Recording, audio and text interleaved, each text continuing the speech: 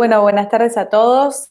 Siendo que ya son las 4:05, vamos a arrancar, por respeto a los que llegaron temprano. Antes que nada, muchas gracias a todos por venir, muchas gracias por su tiempo, gracias por sumarse a esta última edición de los PACBAM Talks. Gracias a todos los que participaron de todos los webinars, les agradecemos especialmente su tiempo, sabemos que hay mucha oferta de charlas, así que muchísimas gracias. Al final de la charla vamos a estar contestando algunas preguntas que nos llegaron a través del formulario que circulamos esta semana y vamos a contestar las preguntas de los asistentes presentes que nos quieran hacer llegar cualquier consulta o comentario. Bueno, esta charla está siendo grabada y la pueden encontrar a partir de mañana en nuestro sitio web. Para los que no lo hayan visitado todavía, aprovechamos la oportunidad para invitarlos a que lo conozcan, es pagwan.com. Y además de esta charla van a encontrar las demás charlas de los otros webinars y también información relevante de interés general, pero también particularmente con respecto a las novedades normativas del COVID y, bueno, algunos artículos de opinión que fuimos escribiendo los miembros del estudio. Bueno, como decía, esta charla se trata de la protección de datos personales. Van a estar exponiendo Arnaldo Sicilino, Pia Politi, y mi nombre es Marina Sabilbaso, voy a estar actuando como moderadora en esta ocasión. Los tres formamos parte del equipo de protección de datos personales del estudio, somos especialistas en privacidad y en litigios civiles y comerciales relacionados con la tecnología. Bueno, como les decía, esta charla es sobre datos personales. Este tema tomó mucha relevancia en los últimos años. Hace 2 meses cumplimos ya 2 años desde el escándalo de Cambridge Analytica y también desde la entrada en vigencia, de casualidad, del Reglamento General de Protección de Datos de la Unión Europea, también conocido como GDPR. Dos eventos que trajeron este tema de la protección de datos a la conciencia de la sociedad, digamos. Fueron dos eventos que hicieron que todo el mundo tomara mucha conciencia de la importancia y la necesidad de proteger los datos personales, más allá de que la protección de datos personales como obligación normativa existe hace muchos años. En el año 94 se entró en vigencia la primera directiva de la Unión Europea y nuestra ley de protección de datos personales data del año 2000, es una ley pionera en la región y me animo a decir también que a nivel mundial, así que el tema viene de largo, pero es cierto que en estos últimos años tomó mucha relevancia y mucha conciencia social. Así que, bueno, queríamos aprovechar la oportunidad para hacer esta charla y lo invito a Arnaldo a que nos empiece a contar un poco qué es esto de la privacidad, qué son los datos personales, cómo es que están protegidos, bueno, etcétera. Gracias a todos. ¿Se escucha bien? Sí. Gracias, Marina. Sin duda coincide lo que vos decís, el tema de la protección de datos personales en los últimos años adquiere una relevancia significativa. Y déjame decir que esto no debería sorprender a nadie. Por un lado, como todos sabemos, el avance tremendo de la tecnología, digamos, la irrupción de Internet en todos los ámbitos, esta creciente y enorme cantidad de dispositivos que están conectados todo el tiempo, celulares, cámaras, ahora Internet de las cosas. Bueno, en definitiva, todo tipo de procedimientos que constantemente están todo el tiempo captando datos, ¿no? Y detrás de esos datos hay siempre alguna base de datos y algún método de procesamiento para tomar decisiones, etc. Déjame destacar también que no se trata de un tema únicamente de empresas tecnológicas, digamos, sino que hoy cualquier empresa del rubro que se te ocurra, digamos, un poco por el tema de la transformación digital que están encarando muchas empresas, pero en general, en algún lugar, en algún proceso, hay alguna toma de datos, algún procesamiento de datos. Entonces esto genera un interés creciente. Esto incluso lo vemos hasta en las compraventas, en las transacciones entre compañías. Nos toca intervenir en algún procedimiento de due diligence, y en los últimos años ha sido evidente que en algún lugar hay un capítulo, hay algún contrato, alguna sesión de datos, algún tratamiento de datos y alguna normativa que analizar. Esto hace muchos años no se veía. Lo cual requiere, por supuesto, que los profesionales nos ayornemos y estemos al tanto de todo esto, ¿no? Yendo un poco el core de tu pregunta es, ¿qué son los datos personales? ¿No? Vamos a hacer un pequeño repaso. Por ahí algunos de ustedes ya están familiarizados con estos conceptos. A mí me parece elemental y básico poder enumerar ciertos conceptos elementales para luego, después de eso, poder avanzar un poco más sólidamente. ¿Qué es un dato personal? Bueno, la ley trae una definición, la ley argentina y casi todas las normas, un concepto muy amplio de qué son datos personales. Y habla de información de cualquier tipo referida a personas físicas o jurídicas, o de digamos, determinadas o determinables. Déjame resaltar información de cualquier tipo. Como vemos, es una definición muy amplia, ¿no? ¿Qué tipo de información? Te doy algunos ejemplos. Bueno, por supuesto, datos como nombre, apellido, edad, etcétera. Pero también otros datos no tan evidentes, como pueden ser datos biométricos, la voz, la imagen, las huellas dactilares, la información crediticia, lo que se menciona últimamente con tanto énfasis, el tema de la localización. O sea, prácticamente todo, casi todo, lo que se puede volcar es un dato personal, ¿no? A su vez, la ley trae una definición muy amplia, muy genérica de qué es una base de datos, y déjame poner de resalto también qué es tratamiento de datos. No te voy a leer la definición legal, pero básicamente se refiere a cualquier tipo de operación, recolección, ordenamiento, evaluación de datos, ¿no? ¿Qué quiero decir con esto? Que tenemos prácticamente cualquier procedimiento o tarea de relevamiento, de captación y tratamiento de datos queda subsumido en estas normas de protección de datos personales y alcanzados por la ley, por la normativa. El otro punto fundamental, si me permitís enumerar, es que tanto la ley argentina como prácticamente cualquier normativa de protección de datos personales, lo que genera, lo que trae es una serie de principios, ¿no? Una serie de derechos que, por supuesto, con el creciente problema del procesamiento de datos, fueron generando situaciones y planteos y conflictos, bueno, se fueron tratando de resolver a través de esta normativa. Los voy a enumerar en forma muy sintética, pero bueno, básicamente el primero que uno puede mencionar es el consentimiento, o sea, yo no puedo tratar datos personales sin el consentimiento del titular, salvo expresas excepciones que están previstas en la misma ley. Principios claves como la finalidad de los datos, la proporcionalidad, la calidad de los datos. Básicamente, yo debo informar al titular de los datos qué datos son los que yo estoy recabando, y únicamente recabar los datos que sean adecuados y pertinentes para justamente la finalidad que yo estoy declarando. No, digamos, hacer, entre comillas, trampa y uno decir que está recabando datos y en realidad también está aprovechando para tomar otro tipo de datos. Por supuesto, vinculado con esto, garantías de seguridad, de confidencialidad en el tratamiento de la información. Y muy importante, y ya se introduce hace muchos años, ciertos derechos de los titulares de los datos, que se conocen como ARCO, que son el derecho a acceso, rectificación, actualización, etc.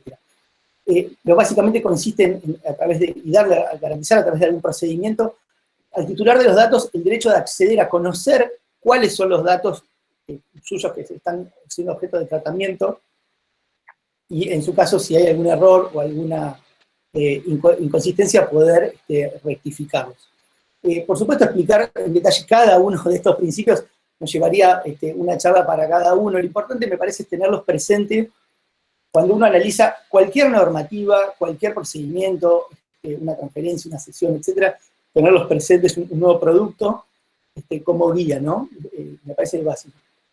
Sí, totalmente de acuerdo con lo que decís, Arnaldo. Creo que estos principios fundamentales y los derechos ARCO son esenciales, no solo en Argentina, sino también en todos los países occidentales, porque lo cierto es que todos los ordenamientos que prevén normas específicas sobre privacidad, al menos en Occidente, recogen estos derechos que mencionabas recién y estos principios, así que sin duda son fundamentales y es lo principal para tener en cuenta para analizar cualquier situación.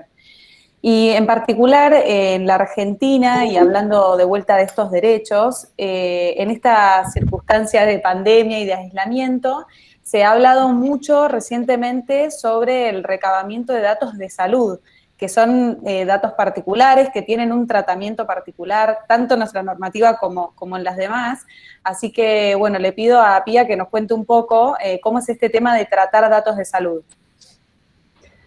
Hola Marín, bueno, hola a todos. El tema de los datos sensibles, que está muy relacionado con la introducción que presentaste, dentro de lo que es el mundo de la privacidad y la protección de datos personales, es como un gran tema, y como dijo Arnaldo con el otro tópico, también da para una charla, pero porque también es muy interesante porque todo lo que es dato sensible es una categoría especial en nuestra regulación y es un aspecto central de la ley, no solo de nuestra ley de protección de datos personales, sino de todas las leyes. Para los que no están muy familiarizados con el concepto de qué es un dato sensible es los que revelan directa o indirectamente, y acá voy a leer el artículo de la ley, origen racial o técnico, opiniones políticas, convicciones religiosas, filosóficas o morales, afiliación sindical o información referente a la salud, que está relacionado con lo que decías, o a la vida sexual. De esta sola enumeración, yo creo que inmediatamente uno puede inferir por qué este tipo de información se la trata aparte como sensible, y personalmente creo que va más allá de que signifique que esta información es delicada, si se quiere, o de que pertenece al ámbito de reserva más íntima del individuo. Creo que la verdadera razón de ser de este capítulo aparte dentro de los datos personales es que a partir del tratamiento de estos datos sensibles se pueden dar muchísimas situaciones de discriminación.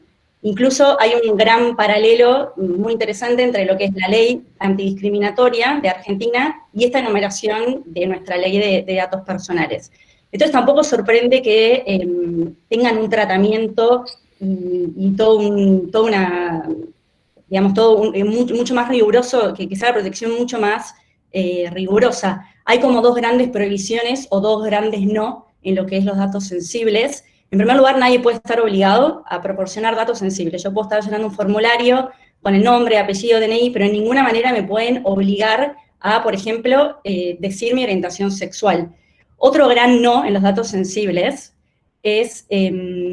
perdón, ¿se escucha? Porque me aparece como colgado. Ah, perfecto. Me aparece un cartel raro. Otro gran no es que, como regla general, está prohibido que se almacenen y se traten esos datos, salvo algunas excepciones que son muy expresas y muy taxativas y aparecen en la ley.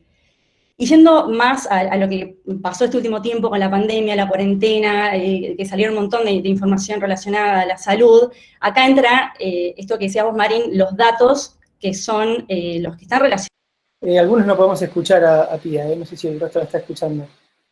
Estaba Pía ya terminando el tema de los datos sensibles, pero bueno, cierro por lo menos el tema de los datos sensibles disociados, que es realmente relevante, que es que la ley permite el tratamiento de estos datos en la medida en la que estén disociados, digamos. ¿Qué quiere decir disociados? Bueno, obviamente que no estén directamente relacionados con el titular de esos datos, es decir, con la persona física.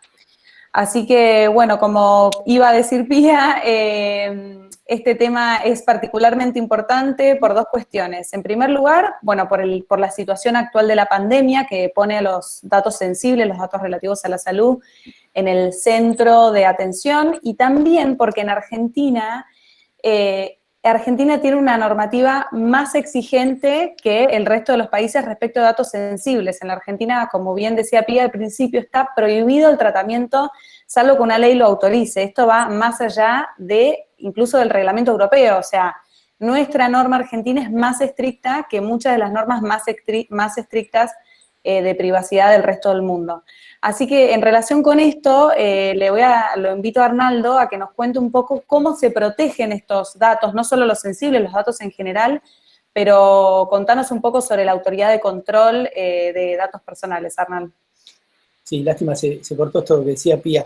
Los datos de salud, déjame agregar, muchas veces no hace falta que esté en un formulario y uno indique en forma específica, sino que la ley es muy amplia y dice datos que revelen directa o indirectamente una condición de salud. Por ejemplo, me están recetando un medicamento delicado, puede ser un medicamento oncológico, entonces ese dato indirectamente llevaría a que yo, digamos, indique que yo padezco una enfermedad, etcétera, digamos, ¿no? Entonces es muy delicada esa información. Y por eso están todas estas garantías y que solo los datos relativos a la salud pueden ser procesados por personal de la salud, digamos, ¿no? Esto la ley lo trata, que puede ser en el ámbito de su competencia, básicamente médicos, sanatorios, hospitales, etcétera. Puede ser en las empresas, pero digamos, gente vinculada a la salud. Y también está la obligación, por supuesto, de respetar el secreto profesional, que esto no termina, ¿no? Yendo un poquito a lo que es Argentina, y de nuevo, recabando que no somos ajenos a esta normativa que es prácticamente de todo Occidente. Como decías, bueno, ya en el año 2000 está la ley de protección de datos personales.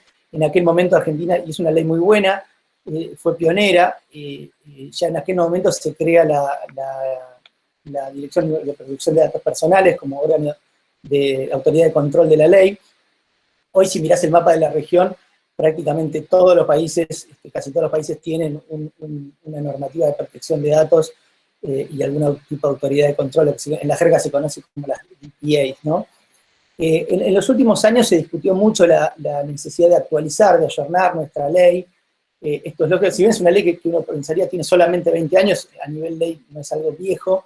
La realidad es que, bueno, el enorme avance tecnológico y la existencia de distintos planteos, etcétera, llevó a la discusión, a muchas voces que se alzaron a que había la necesidad de actualizarla. Circuló un proyecto de ley bastante avanzado que se trabajó bastante, que pensamos que iba a sancionarse, y hace poquito nos enteramos, perdió estado parlamentario. De todas maneras, yo creo que el tema está en agenda y tarde o temprano puede haber alguna novedad normativa.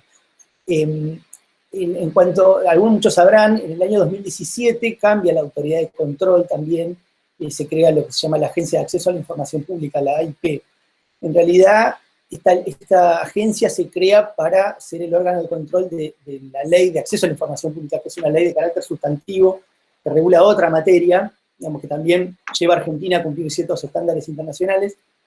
Luego, por un decreto del mismo año, le incorporan a la Agencia de Acceso a la Información Pública las competencias que tenía la vieja Dirección de Protección de Datos. Pero de este modo se cumple un viejo anhelo, una vieja crítica que se hacía a la autoridad de control argentina de que no era totalmente independiente del Poder Ejecutivo, como sí ya lo eran algunas agencias, sobre todo a nivel europeo. En los últimos años, lo que hizo la AIP fue tener un rol bastante más activo, digamos, que en el pasado, en cuanto a la protección de datos personales, y si bien no se pudo lograr la sanción de la nueva ley, se fueron dictando distintas disposiciones y criterios muy útiles por parte de la autoridad de control. Uno, por supuesto, como abogado preferiría tener un texto ordenado, ¿no?, de una ley, pero bueno, hay que recurrir a algunos decretos y disposiciones y siempre armar ese bagaje normativo para analizar a veces alguna situación, dar alguna respuesta. Pero bueno, creo que Argentina está más o menos encaminada en ese sentido de alcanzarlos y no perder sobre todo la categoría que en alguna vez tuvo y tiene todavía de país adecuado en materia de protección de datos. Totalmente, ese tema es fundamental, porque, bueno, me imagino que, Arnaldo, te referís a los estándares que sienta la Unión Europea.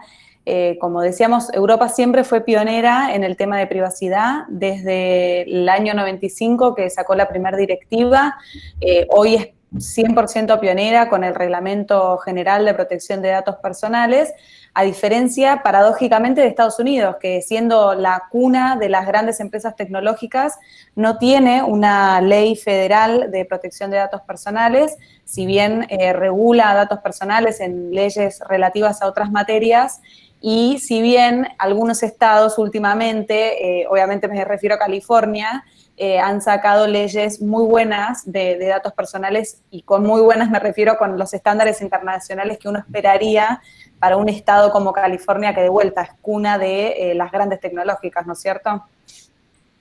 Es así, como decías, en Europa hay toda una tradición, digamos, de muchos años de tomar a la privacidad y a la protección de datos personales como un derecho humano.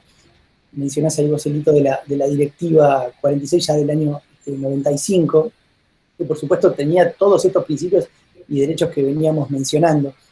En el año ya 2016 se dicta este reglamento de protección de datos que técnicamente la diferencia también es en cuanto a la directiva. La directiva es una norma a nivel comunitario, pero después cada país tenía sus normas de protección de datos personales locales, sus leyes nacionales. El reglamento aplica en forma directa a todos los países y luego, bueno, se les dio como un plazo de 2 años para que cada país pudiera actualizar su normativa, digamos, sus instituciones, sus procesos para adaptarse al reglamento. Cuestión que en 2018 ya entra en vigor, y lo que hace se conoce como GDPR, por un lado, esto da un nuevo impulso a todo el tema de la protección de datos y lo que veníamos mencionando, pero además vuelca en un cuerpo normativo un montón de situaciones y jurisprudencia y planteos y fallos que se venían dando por nuevos procedimientos, nuevas páginas de internet, cuestiones de sesión, etcétera, conflictos respecto a datos personales, y hasta genera como una nueva set de principios o una evolución, digamos, implica una evolución en el tema del tratamiento de datos personales. Y déjame decir que, bueno, voy a mencionar, tratar todo el reglamento de protección de datos personales, también es un cuerpo normativo extensísimo, pero te menciono, si no, algunas cuestiones que trae, o si se quiere, novedades que se empiezan a conversar, a mencionar a partir del GDPR. Por ejemplo, se recoge principios como la portabilidad, el derecho de portabilidad de datos de los usuarios, el tratamiento de la privacidad por defecto, por default, por diseño, digamos, que cuando las compañías diseñan nuevos productos, nuevas apps, etcétera, deben, digamos, poner foco en la privacidad ya desde el diseño de los procedimientos y las nuevas tecnologías. Vuelca, por ejemplo, algunos principios como la responsabilidad proactiva, la accountability. A muchos abogados esto nos suena de otras materias, como puede ser el compliance, pero básicamente es que las compañías tienen que poder demostrar que tienen procesos internos de protección de datos y que ponen foco en la protección de datos. Por supuesto, la necesidad de informar inmediatamente a la autoridad de aplicación en caso de que haya un conflicto, un breach de la protección de datos. Hasta se llega a mencionar, si bien es obligatorio para todos, el estudio de impacto de datos. Digamos, esto nos hace referencia al estudio de impacto ambiental, digamos, ¿no? Son categorías propias por ahí que nos suenan de otras materias y están volcadas ahora en la protección de datos personales. Se introduce la figura de lo que sea el delegado de protección de datos, el DPO, en fin, digamos, una persona en la compañía responsable del tratamiento de datos y vigilar la protección de datos interna y hacia afuera, digamos, ¿no? Y que pueda interactuar también con la autoridad de control.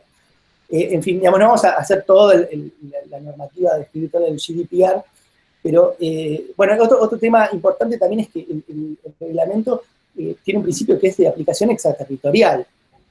¿Esto qué quiere decir? Bueno, se aplica a todos los tratamientos de datos en los que haya, por ejemplo, una compañía que produce, no está situada en la Unión Europea, pero los destinatarios de sus servicios pueden ser ciudadanos residentes de la Unión Europea, con lo cual le extiende, digamos, la aplicación del GDPR a incluso empresas que no están basadas en la Unión Europea. Esto sumado, por supuesto, al peso específico, el tamaño del mercado europeo y la importancia normativa. En la práctica lo que ocurrió fue como que el GDPR pasó a ser como tomado por todas las empresas, gobiernos, etcétera, en el mundo, como un estándar a partir del cual analizar y comparar cualquier situación de protección de datos personales. Incluso, posteriormente, es adoptado por algunos estados, provincias de Estados Unidos, etcétera. Sería como el nuevo parámetro estándar global, ¿no? Al cual todos tenemos que, es nuestro nuevo marco de referencia. Sin duda. Y un poco con esta visión global que estamos intentando trasladar a nuestra charla, en esta situación de pandemia se generó mucha polémica con respecto a las aplicaciones que alrededor del mundo rastrean a los ciudadanos con y sin coronavirus. Este es un tema que seguramente todos escucharon hablar, escucharon en los diarios, escucharon las noticias sobre las Trace Apps. Así que, bueno, le pido a Pía, que conoce muy bien este tema, que nos cuente un poco de qué se tratan estas aplicaciones de rastreo, ¿no? Bueno, gracias Marín por esta pregunta. Espero que la tecnología me acompañe ahora y no me abandone. Pero bueno, si no, veo que siguen muy bien. Sí, este es un tema que, como bien decís vos, generó muchísima polémica y discusión sobre lo que estaba bien, lo que estaba mal, sobre todo más al principio de la pandemia. Ahora el sistema está un poco más calmo y, en definitiva, hay un montón de países que ya no están en cuarentena, así que, digamos, no es tan necesario este tema de las apps, pero sin duda puedo confirmar que fue como el tema estrella de la pandemia, menos en todo este mundo de privacidad y datos personales. Para empezar, me parece importante dar un poco de contexto y el marco en el cual surgen estas apps, sin querer ponerme en el rol de infectóloga. Hay algo que se llama contención de pandemia, y ese trabajo de contención de pandemia tiene 3 pasos que parecen simples. Primero es testear a una persona y ver si está infectada. Esto, pandemia, epidemia, o sea, eso en general. Si esta persona da positivo, el segundo paso es rastrear para ver si esa persona entró efectivamente en contacto con otras. Y el tercer paso es aislar a esta persona para evitar que ese contagio se propague, bueno, y se extienda a otras personas. Acá lo que nos interesa y lo que está vinculado con las aplicaciones es el paso 2, o sea, el rastreo. El rastreo tradicionalmente lo hacían con un cuestionario, un ejército de profesionales de la salud. Entonces, si por ejemplo yo daba positivo a una enfermedad, lo que hacían era muy artesanalmente, trataban de localizar a todas las personas con las que tuve contacto y en su caso las aislaban, las ponían en cuarentena, etc. Esto, según los expertos, es como el ABC de la contención de una epidemia o de una pandemia. Lo que hacen estas apps que mencionó Marín es facilitar este paso número 2, o sea, la tarea del rastreo. Entonces, lo que hacen estas aplicaciones es, se valen de un dispositivo que ya la mayoría tienen, que es un celular, en este caso sería un smartphone, y mediante estas aplicaciones que la gente se descarga en sus celulares, se detectan todos los contactos cercanos que pudo haber tenido esa persona. Entonces, si se sabe que una determinada persona está contagiada y esa semana estuvo con familiares en la casa de la abuela, fue a un negocio a comprar algo, hizo takeaway en un restaurante, lo que hace la app va a ser enviar notificaciones y avisar a todas las personas que estuvieron en contacto con esa persona contagiada, diciéndole que tienen que aislarse. Entonces uno dice, bueno, pero ahí están todos mis datos, ¿cómo es el tema de la privacidad? Ya saben que tengo coronavirus, con quién estuve, y no. En este caso, estas aplicaciones no usan la tecnología de GPS o geolocalización que conocemos todos, lo que usan es la tecnología de Bluetooth, que también seguro que la conocemos. El funcionamiento técnico, o sea, lo resumo, o sea, lo que hace la app es emitir y observar lo que se llama identificadores anónimos que van cambiando periódicamente. Entonces, cuando dos celulares estuvieron cerca, creo que lo máximo o lo mínimo que llegan a tomar son 2 metros, cuando estuvieron cerca durante un periodo de tiempo, ambos guardan ese identificador anónimo emitido por el otro, y si un usuario dio positivo en el test de coronavirus, se alerta a esos celulares que hayan estado en contacto. Entonces, más allá de este funcionamiento técnico que puede parecer un poco abstracto, lo que Mari me gustaría que quede es que en ningún momento se intercambian datos personales, y de esta manera es la manera correcta de proteger la privacidad de los individuos. Este tema de las apps le sirve tanto a los gobiernos para hacer esta contención de pandemia que hablaba al principio, o sea, identificar, notificar a los que tienen en contacto con la persona contagiada, aislarlos, etcétera, pero también le sirve a las empresas para detectar temprano quiénes son los infectados y poder aislarlos, darle una licencia o lo que fuera. Una cosa importante de estas apps, que se lo pueden imaginar, es que su éxito obviamente va a depender del nivel de adopción de los ciudadanos. Entonces, cuanto más gente se baje la aplicación, que en la mayoría de los lugares no es obligatoria, obviamente la aplicación va a ser más eficiente, y para eso también es necesario que haya una confianza del público hacia el gobierno, hacia el desarrollador de la app o hacia quien controla o debe controlar esto. Obviamente este es el plano ideal, hay un montón de apps que se fueron lanzando, que no fueron diseñadas de este modo que estoy contando. Si vos, Mari, me preguntás qué requisitos debería reunir una app para no vulnerar ningún derecho a la privacidad, volvemos un poco a lo que decía Arnaldo al principio de todo, sobre los principios generales que están en todas las legislaciones. Entonces, en primer lugar, lo que tiene que ocurrir para que no se vulneren derechos es que el usuario tiene que estar informado, tiene que saber bien qué datos se recopilan, y acá pongo, por ejemplo, un montón de aplicaciones que vemos gratis de hace un montón de años, por ejemplo, se sigue escuchando, ¿no? Sí. Por ejemplo, la aplicación de la linterna, o jueguitos gratis, o ahora que salió de moda de vuelta la FaceApp, que en ese caso parecen inocentes y uno dice, bueno, ¿qué me van a sacar? ¿Qué tanta información? Pero la realidad es que no están cumpliendo con el requisito de informar, porque no informan qué datos están recopilando nuestro. Por más que no nos importe, es un deber que tienen. Entonces, en ese sentido, la app tiene que ser transparente en cuanto a qué es lo que va a recopilar. Después, otra clave es, tiene que estar muy en clara la finalidad, para qué se va a usar la información. Tiene que haber altas medidas de seguridad, en este caso, más aún porque es una app en donde se van a estar recopilando datos de salud, que como dijimos, tienen una protección especial, son sensibles. Tiene que también estar planteada de una manera estricta los plazos de retención, o sea, qué va a pasar, cómo se van a destruir todos esos datos cuando termine el plazo de la finalidad, digamos, original. Esto entonces es la teoría, es lo que debería ocurrir.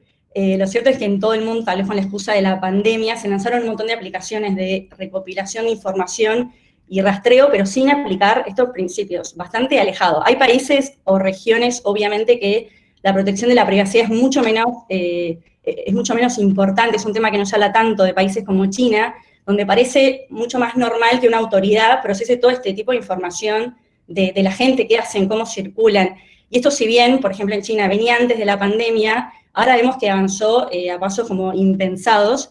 Y Marin, te quiero contar un ejemplo que es un caso que la verdad que es una locura. Hay para ver hasta el extremo que llegamos, capaz lo conocen, hay una ciudad china que se llama Hangzhou, no sé si lo estoy pronunciando bien, pero que tiene 11 millones de habitantes, y después de la pandemia dijo, yo voy a seguir con esta app porque lo quiero implementar no solo para controlar el coronavirus, que ponele que ya pasó, sino quiero controlar la salud de los ciudadanos luego de la pandemia. Entonces le crea a cada ciudadano una puntuación sanitaria que básicamente es un color amarillo, verde, negro, rojo, creo, y entonces combina registros médicos y factores asociados a hábitos como cuánto alcohol consumís, si fumás, cuánto ejercicio haces. Entonces cada uno tiene un color y lo tiene que mostrar como una tarjeta antes de entrar al subte, a una iglesia, a un lugar público. Y lo más curioso es que hay un montón de empresas aseguradoras de vida que empezaron a diseñar pólizas de vida interactivas, o sea, obligan a los beneficiarios a usar dispositivos para registrar su actividad física, como si fuera una suerte de scoring, como los autos, pero directamente aplicados a las personas. Entonces, el valor de la prima, lo que se va a pagar, de algún modo va a estar ajustado de acuerdo al comportamiento, si es más o menos saludable de una persona. O sea, es una locura, la verdad. Sí, no, ni hablar. Ahí la veo a Sonia que está preocupada.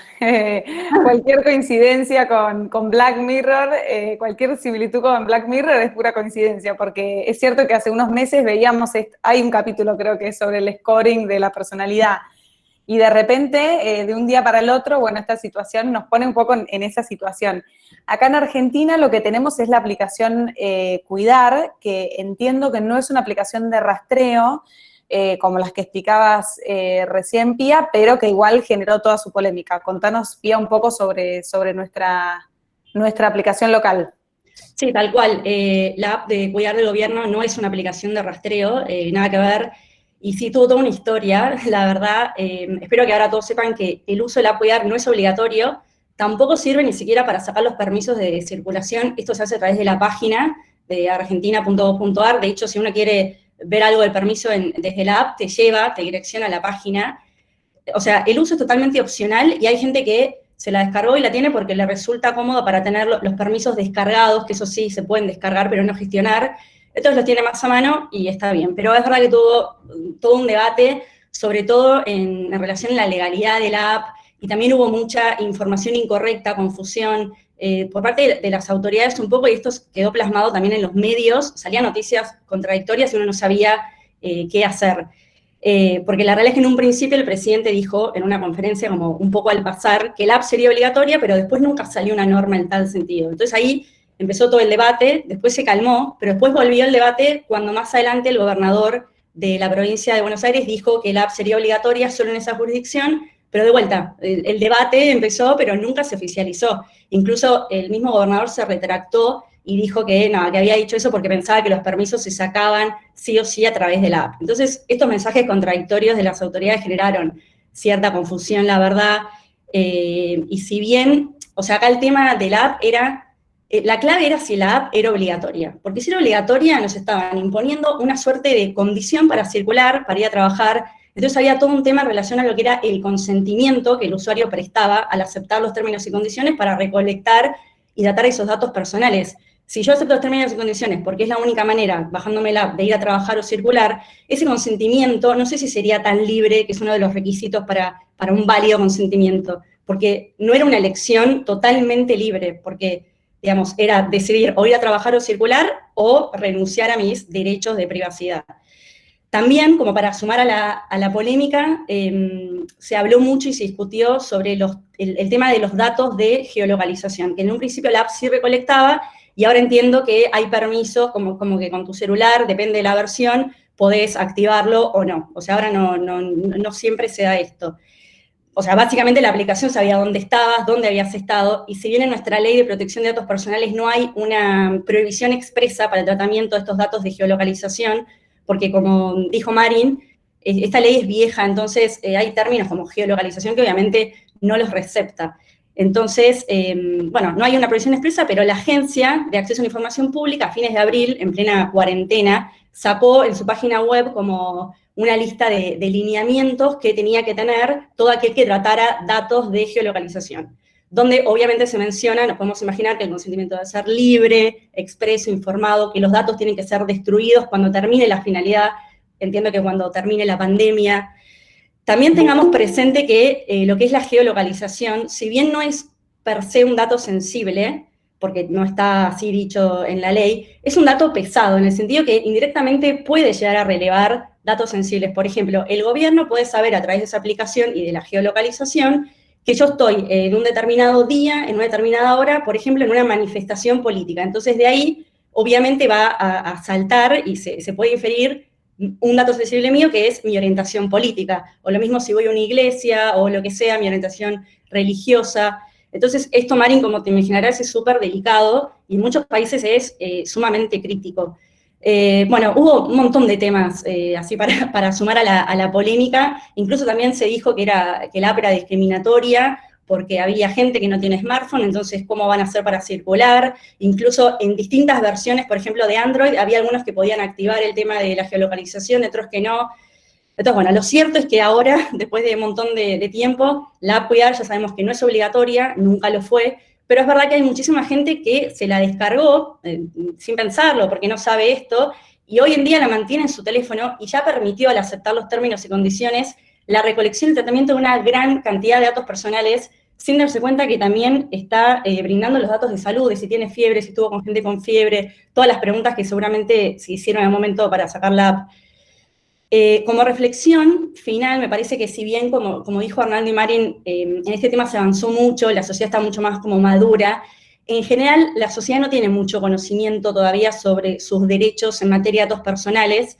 Son, digamos, cuestiones que tal vez encima no tienen tanta prensa, mucho menos en Argentina, y en esto me parece que hay que, entre comillas, agradecer a la pandemia, que al menos sacó a la luz estas cuestiones, y ahora la gente al menos se pregunta, o hay más gente que se pregunta, habla del tema y se cuestiona, ¿está bien esto? Entonces me parece que es como, entre comillas, digamos, agradecer a la pandemia que al menos tocó este tema y nos sirvió como para seguir avanzando en materia de la protección, que al fin de cuentas son nuestros derechos. Ni hablar, y eso también relacionado con lo que decíamos al principio, ¿no? Cómo Cambridge Analytica trajo mucha luz respecto de los datos que compartimos en redes sociales. Bueno, ahora también la pandemia trae mucha luz respecto de los datos, de nuestros datos sensibles, de la importancia de ejercer estos derechos. Y también creo que no podemos negar que tanto los gobiernos como las empresas que se dedican a la tecnología están asumiendo un rol cada vez más responsable. Por supuesto, no podemos decir si esto es porque las leyes son cada vez más exigentes, no lo mencionamos, pero las multas de GDPR son enormes, o sea, estamos hablando de multas de hasta 4 millones de euros o de hasta el 1% o 4%, no me acuerdo bien ahora, pero de la facturación anual de una compañía. O sea, imagínense, imagínate lo que eso puede llegar a significar para las grandes tecnológicas. Entonces, no podemos negar que hay también una tendencia hacia la protección, no tanto del ciudadano y el titular del dato de querer protegerse, sino también de los estados y de las empresas de querer proteger esos datos y de tratarlos de manera correcta. Nosotros que estamos todos los días viendo consultas en este sentido, vemos como los términos y condiciones de las aplicaciones son cada vez más sencillos, más bajados a la comprensión del user-friendly, como le decimos en tecnología. Exactamente. Así que, ¿y esto por qué? Porque en realidad la tecnología tiene que ser una ayuda. ¿Cuántos de nosotros, gracias a que tenemos determinadas aplicaciones en nuestro celular y que esas aplicaciones usan nuestra geolocalización, aprendemos a llegar a lugares a los que no teníamos ni idea cómo llegar? Digamos, muchas veces queremos que las empresas usen nuestros datos, pero queremos que los usen de manera responsable y transparente. Y ahí radica la importancia del derecho de la protección de datos personales. Bueno, un poco con esto damos por terminada la parte expositiva de la charla. Ahora lo que vamos a hacer es, vamos a leer algunas de las preguntas que nos fueron llegando a través del formulario que circulamos esta semana y después, por supuesto que si cualquiera de los asistentes quiere hacer una pregunta, más que bienvenida. Voy a empezar por esta pregunta que nos hicieron llegar ayer, que la leo. dice, ¿cómo se aplica la protección de datos en el uso del email para publicidades y ofertas de seguros? ¿Es necesario consentimiento expreso o porque ya lo tengo por ser cliente puedo contactarlo con fines de ofertas o de información? Bien, esta pregunta la recogimos entre muchas que nos mandaron, nos parece especialmente relevante por dos cuestiones. Primero, porque este tema está específicamente regulado en nuestro ordenamiento jurídico, particularmente en el decreto reglamentario 1558 de 2001, establece que se pueden recabar datos con fines publicitarios sin el consentimiento de los titulares de datos, en la medida en la que sean para hacer publicidades. O sea, estos datos generan perfiles, digamos, de preferencias de los usuarios y se les puede enviar correos con publicidad, como lo que preguntaba esta pregunta. En este caso no es necesario el consentimiento expreso. Acá hay una diferencia que es la diferencia entre el opt-in y el opt-out, ¿no? O sea, yo consiento a que me lo mandes, ese sería el consentimiento expreso previo, o te pido que me saques. Y en este caso es el te pido que me saques o el opt-out, que es el que nos exige el decreto reglamentario, que nos exige que cuando mandamos un mail con una publicidad, tenemos que proveer al titular de los datos la opción de ser desvinculado de esa base de datos, o en este caso de esta base de publicidad. Después, la pregunta continuaba diciendo, ¿tengo que descartar la información pasado el plazo de retención legal? ¿Es obligatoria la destrucción o se puede dejar en desuso? Bueno, en primer lugar, no hay tal cosa como un plazo de retención legal. En materia de privacidad no existe un plazo dispuesto por ninguna norma que diga por cuánto tiempo tengo que guardar los datos, sino que es al revés, es el procesador de los datos el que tiene que determinar, según la finalidad que le quiere adjudicar al dato procesado, cuál sería un plazo razonable para almacenarlo. Generalmente se habla mucho del plazo de los 10 años porque es el plazo que se utiliza para conservar información comercial, entonces muchas veces se fue aplicando por analogía, pero lo cierto es que para nosotros, en nuestra opinión profesional, 10 años es mucho tiempo para conservar un dato, sobre todo si ya no está respondiendo a una finalidad específica. Así que tendría que, y el final de la pregunta es si es obligatoria la destrucción. Sí, sin duda. Es obligatoria la destrucción del dato una vez que finaliza la finalidad por la cual ese dato fue recabado o procesado. Déjame agregar ahí, Marina, que con el inicio de la pregunta, que hay todo un debate también, ¿no? Es una cuestión polémica. Da la pregunta en el tema de opt-out y opt-in. Hay muchas voces que se alzaron críticas a que Argentina mantenga el sistema de opt-out y debería pasar al opt-in, o sea, que solo se puedan enviar, por ejemplo, ofertas a una base de datos clientes que yo tengo previo al consentimiento, ¿no? Hay muchas voces que se alzan a favor de esa opinión, sin embargo, por el momento rige el opt-out. Todo es debate en estos temas, al final. Siempre hay una polémica. Hay una polémica. Ni hablar. Sí. No sé si alguien más de los presentes quiere hacer una pregunta. No sé si en el chat o pueden decirla en voz alta si quieren. Ahí va la Encesa, ahí está. Esta es para vos, Arnal. ¿Qué legalidad tienen los controles de temperatura que los empleadores hacen a sus empleados y qué medidas de protección deberían adoptar? Bueno, ahí voy a llamar al departamento laboral para que responda. No, es muy común, la verdad que en todo el tema de la pandemia, incluso también empresas de cualquier rubro nos preguntaban, bueno, algunas estaban en el aislamiento, pero otras no, tenían actividades que se les permitía producir, digamos, mantener las plantas operativas, etcétera, y bueno, y todos salieron rápidamente a aplicar protocolos. Ahora hay protocolo para todo, y había un protocolo para, por supuesto, tomar un cuestionario para los empleados o para los visitantes de la compañía, si les podían tomar la temperatura, etcétera. Ahí, bueno, me parece elemental mencionar un principio básico que es, bueno, una empresa puede recabar datos personales de sus empleados. Esto parece una obviedad, pero vale la pena marcarlo. La ley, digamos, la base ahí para el tratamiento sería el interés legítimo que deriva de la ley, que es la ley de contrato de trabajo. Entonces uno puede, por supuesto, tomar datos como nombre, domicilio, etcétera, tener un fichero de sus empleados y también algunos datos relativos a la salud. por supuesto bajo confidencialidad y respetando todos los otros principios.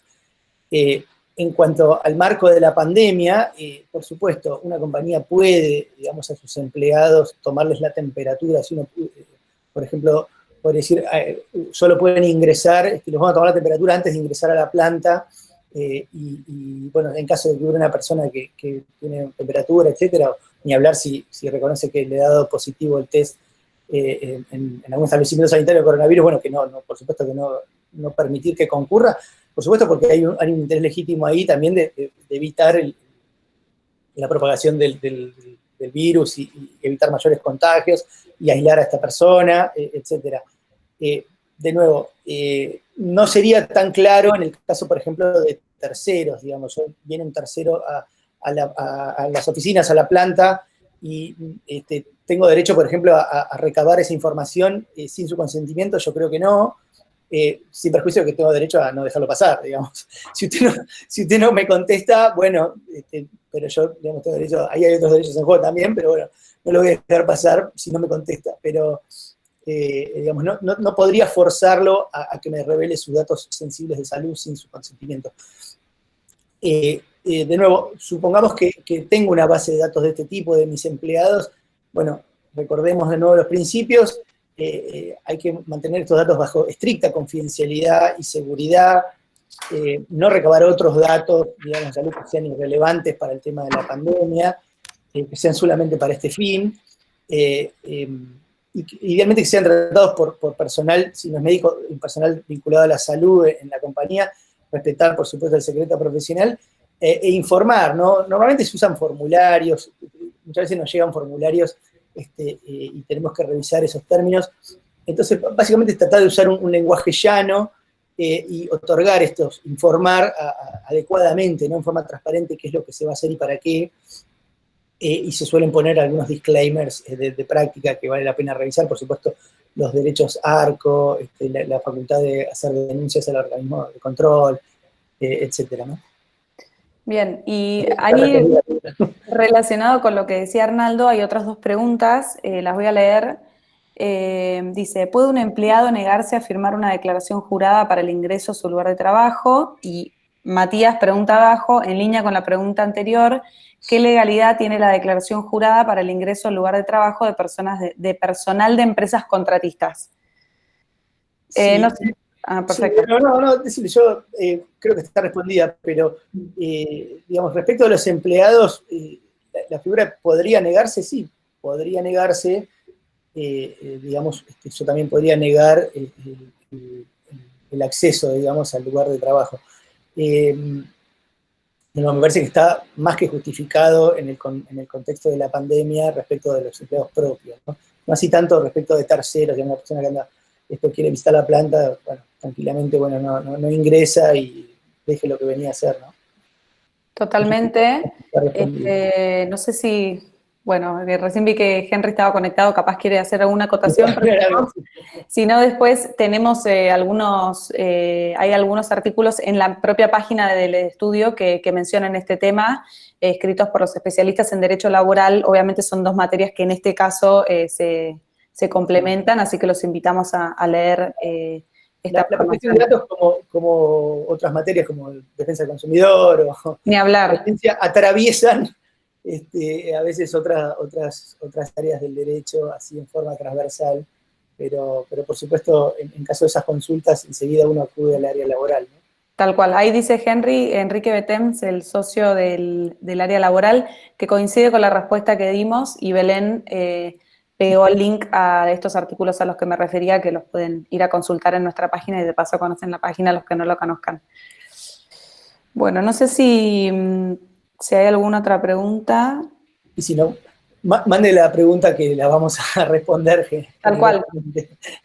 Para no, digo, pues veo que ya son casi las 5. Y no alargar mucho, que hay mucho webinar. Muy bien. Bueno, entonces, nada, con eso los despedimos. Muchísimas gracias a todos de vuelta por participar. Como dice Arnald, sabemos que hay un montón de webinars y realmente apreciamos su tiempo y su atención. Y bueno, vuelvan a mirar en la página la información a la que nos referíamos, y muchas gracias por todo a todos.